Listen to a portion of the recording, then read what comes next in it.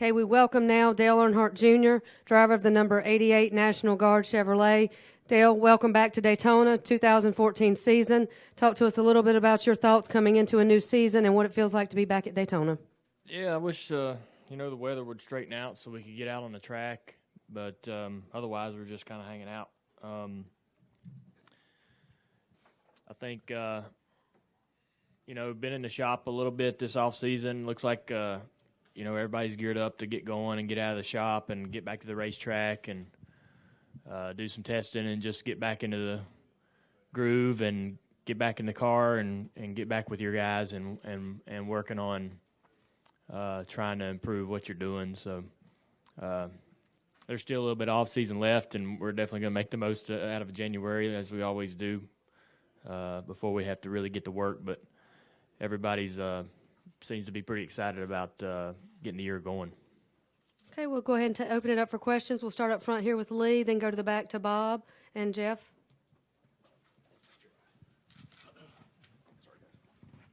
Lee Spencer, Fox Sports. There's, obviously with Steve just leaving, can you talk about your thoughts and, how long have you known and, what you think about the situation?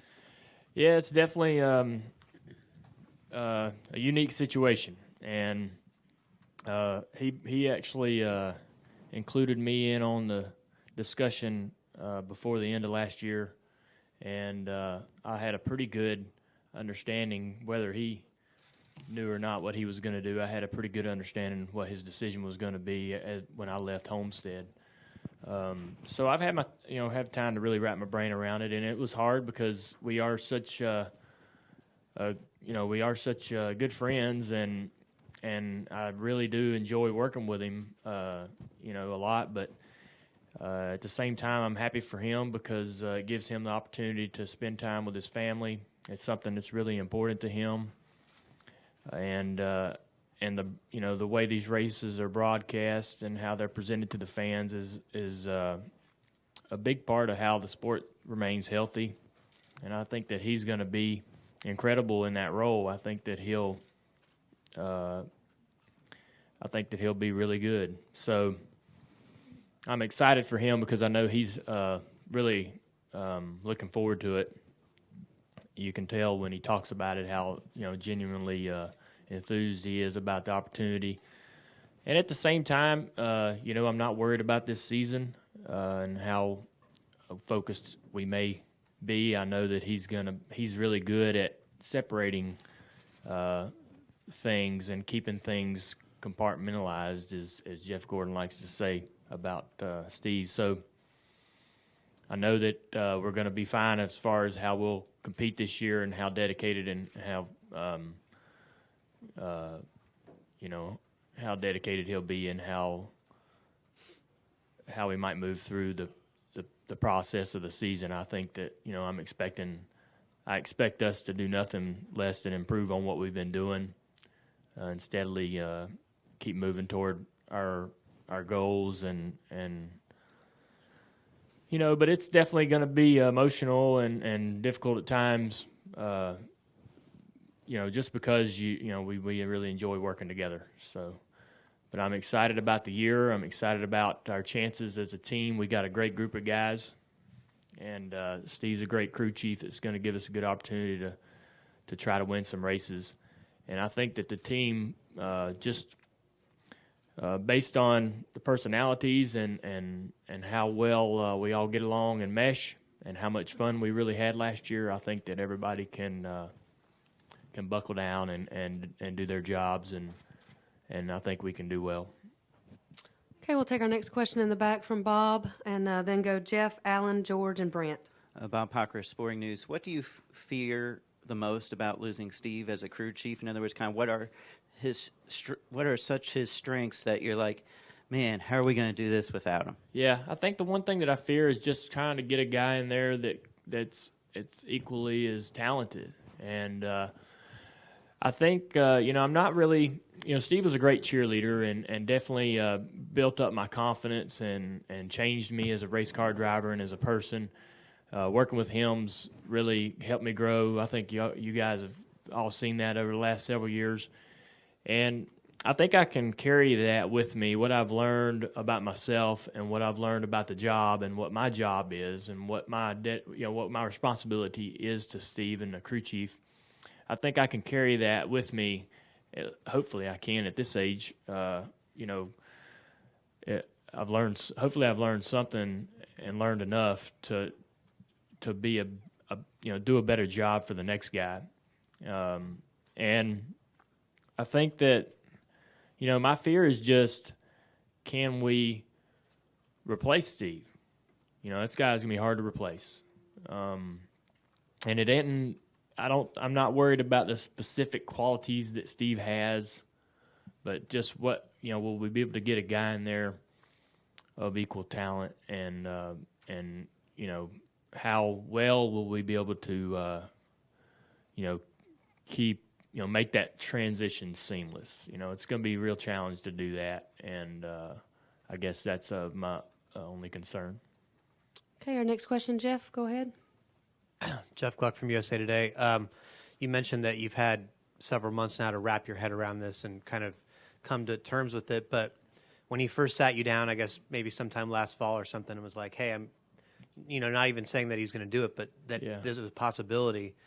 I mean, was it like a gut punch to you? Were you taken by surprise? Yeah. I mean, what was your initial reaction? I think I heard about it at the Charlotte race, the second Charlotte race, and I asked him to come over to the bus. I usually don't take my bus to Charlotte, but I had it there, and it was. I was in shock. I didn't know what was going on. I thought it might be something. I didn't know, what exactly. The rumors were kind of sketchy and unclear, and I didn't know the specifics of what he was thinking about doing. Just that he would even want to, do anything different was, just blew me away, because we were all having such a good time and the team was moving forward, and the trajectory was great for what we were trying to accomplish. We're getting closer and closer to realizing our potential, and so it was a huge shock at first, and the more, just for me personally, it was difficult, and the more I sat down with him and talked about it, the more it made sense, and the more I understood his situation, and I could have put my own selfishness aside and kind of understand what was important to him and how this was good for him. So, he's a good guy. He deserves these opportunities, and he's earned it. Okay, we'll go Alan, George, Brant, Dustin. Alan Cavana, NASCAR.com. At this stage in your career, how much input do you want to have on who your next crew chief is? Will you make suggestions? Will you have say in the final decision? How will that work? I won't make any suggestions at all. I will leave that up to Rick, Doug. I would love to have input from Chad Knaus and Steve. I think that Steve knows what makes this team work. Steve knows how I can be successful, and how the individuals within the team can be successful. I think he'd be a good guy to sort of pick at, and I hope that Doug and Rick would include him in that conversation at times. I think it's important that Chad's got a lot of influence, because he knows how well the shop works together and what the culture is in the shop, and how a particular guy may mesh in that environment. But I don't really want to have any influence on the choice. I think that those guys are the ones that can make the choice and have the most success with that decision. So I'll just kind of, it was Rick and upper management that decided to put me with Steve. I didn't know how that was going to work out. I didn't know much about Steve. I knew him and Jeff were not really clicking at that point in time in their careers. So I didn't know exactly what was going to happen, but I just wanted to trust their judgment, and that's what I'm going to do. We'll take our next question from George. Yeah, Dale over here. George Diaz, Orlando Sentinel. You touched upon the cheerleading thing with Steve and how he made you a better driver. Could you expand on just why specifically you connected with him so well over the last few years?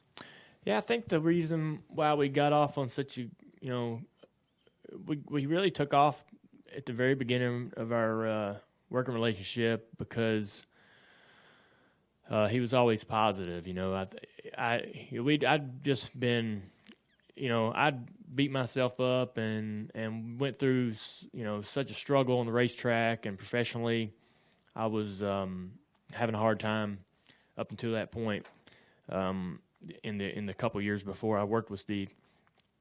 And, just things just weren't good at all. And I couldn't get anything. I couldn't get any traction, couldn't get anything going in the right direction. And I didn't know why I didn't run well.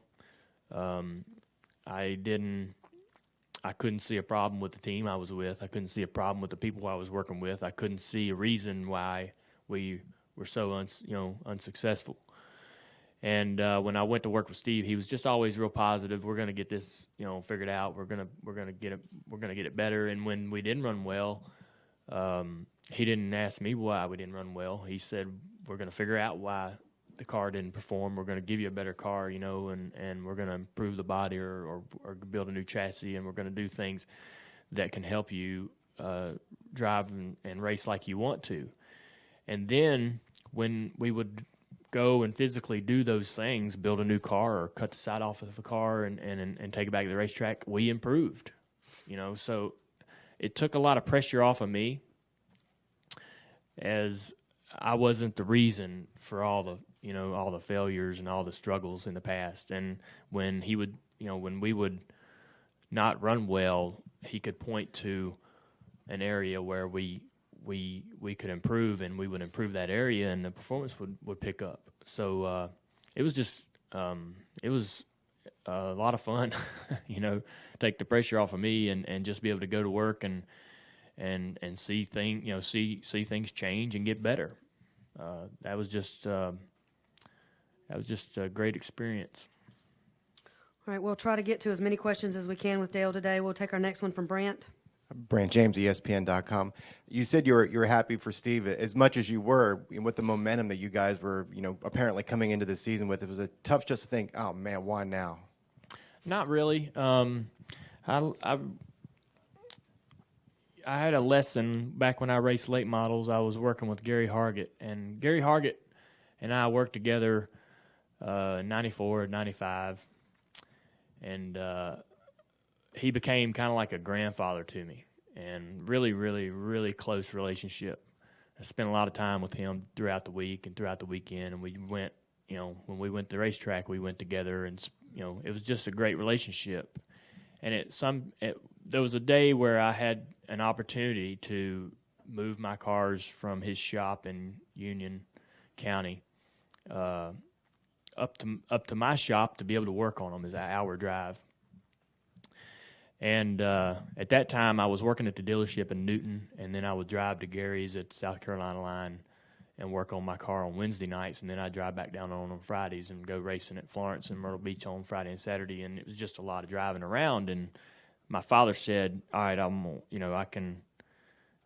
we're going to bring your cars up here, and I'll give you some space to work on them, and you can keep them up here and learn how to build these cars and fix them. And I was just missing out on that experience, being able to work on my own cars and understand them. But I had to take it away from Gary, and I wanted him to come up to the shop and work, and he didn't want to drive an hour up there to work, so he decided he wasn't going to do that. So we had to split up. I was taking the cars and moving the cars up to Mooresville because that was what was good for me in my career. But I was going to have to do it without Gary, and that was a real, real difficult choice to make. And I learned, that was just a lesson I learned early, that things in the sport, no matter how great they are and how much you enjoy them, aren't always going to stay the same. And this is just another situation where that's come true. Okay, our next question, Dustin. Dustin Long, MRN.com. What do you imagine life will be like without Steve as your crew chief beyond this season, and how has your time with him prepared you for the next step? Yeah, I think that Steve's I've grown a lot as a driver working with Steve, and I feel confident that we can continue to seek success. The reason, Steve's, I want to give Steve a lot of credit for how I've changed, and he does have a lot of influence on the performance of the team, but I feel confident the team's going to be just fine, no matter who the crew chief is. There's a culture in that shop, and it's a culture of success and winning, and nothing, anything else is not acceptable, and I feel like that will continue after Steve's gone. So I'm not really worried about whether we'll be able to maintain our consistency and keep getting better. I think and like I said, I think the things that I've learned and with Steve and what he's taught me and how I've grown as a person and as a driver, I'll be able to try to maintain that and carry that into the next relationship I have with the next crew chief. And I really feel like that he's helped me become much more professional behind the wheel in handling my responsibilities and communicating and carrying myself as an adult and as a professional. So, that was a bit of a problem for me when I was younger. I kind of lose it behind the wheel every once in a while and argue and fight, and we definitely have moved quite a ways away from that. And I'm there's part of me that's kind of ready to accept the challenge and see how the change affects the team and how it's great that we've got a year to figure it out and find out who can come in there and take his place. And it's going to be it's not going to be easy. The easiest thing would be for us not have to make any changes, but that's not the way life is. So we'll face it head on, and but yeah, I think I've learned a lot, and it's going to be a challenge and a good challenge, one I'm ready to accept, to try to create a new relationship with a new crew chief, and I'm sure that it's nothing to worry about.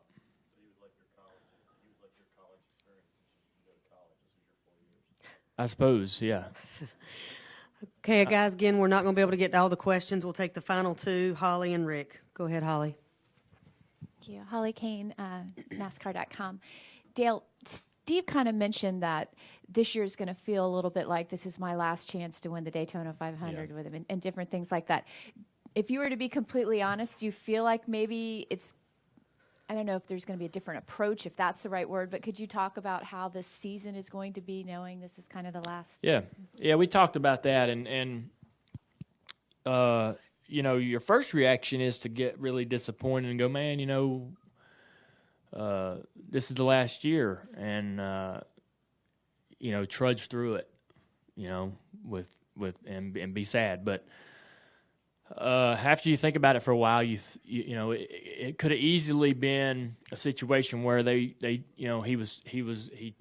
took a job in broadcasting this year, and we left Homestead not knowing whether we would even work together again. So, fortunately, we get to work together one more year, and our friendship and I think how we enjoy working together, excites us that we have that opportunity, and we're enthused that we have the opportunity to go through this process for one more season, and that it wasn't cut shorter. And he gets to get it all out of his system, and I get to enjoy working with him for another year, and I feel almost lucky in that regard that I get that opportunity to work with him for one more season. So he's not going to work for another driver or another team. He's so it's kind of his last hurrah, and hopefully he never has to come back to that job again, and his broadcasting career takes him on into the rest of his life. But and I think it will. I think he's going to be fantastic. Okay, we'll take our final question from Rick. Go ahead. Rick Miller, Racing Today. Dale, not just you, but any driver, I guess. I would assume your crew chief needs change throughout your career? I know you said you sort of need a Gary Hargett figure when you start, but what do you need a driver in the middle of your career and then in the latter part of your career? What's that? Could you get? I don't quite understand the question. I'm saying your needs as a crew chief, I would assume, sort of evolve throughout your career. When you start out, you sort of need a Gary Hargett grandfather type figure, but I guess the middle part of your career, you need something else, and you need something else later on. Is that sort of the way you see it? I guess. I mean, you know, when I got hooked up with Steve, you know, we became pretty good buddies, and you know, he fit the role, and whatever it was that I needed at the time, he was perfect for that role, and I needed to get my confidence back. I needed to perform on the racetrack to be able to see that, and to be able to understand my capabilities and my potential again. And we were able to do that, and he was able to help me, you know, through that process. And like I said, I'm not going to make any suggestions on who I think we should get in there to replace Steve. But you know, I'm ready to win races. I think that the team's getting really close to being able to accomplish that. You know, the way we ran last year was an improvement on the past season, and the season, 2012 was an improvement on 2011. I want to keep that going because we're getting really close. And you know, whoever that we bring in, and whatever decisions that Rick and everybody makes on that regard, I just hope they're ready to keep moving in that direction. And I hope that we're able to maintain the integrity of the team, because I think all the guys that I got working with me are the best group in the garage. And we'll just have to cross that bridge when we get to it. But we got a whole nother season to go through. It's a long year, and a lot of things that a lot of challenges ahead at all these racetracks we got to run at, and we got a lot of things unfinished that we've got to accomplish this year. So a lot of things going on, a lot of things to think about, and we've got I'm confident in Hendrick Motorsports to be able to juggle that, to be able to for us to be able to focus on this season and try to run well, and also be able to hunt for the guy that's going to replace Steve. I feel confident that HMS can get it all done. Dale, thank you very much for your time this morning. Good luck in 2014.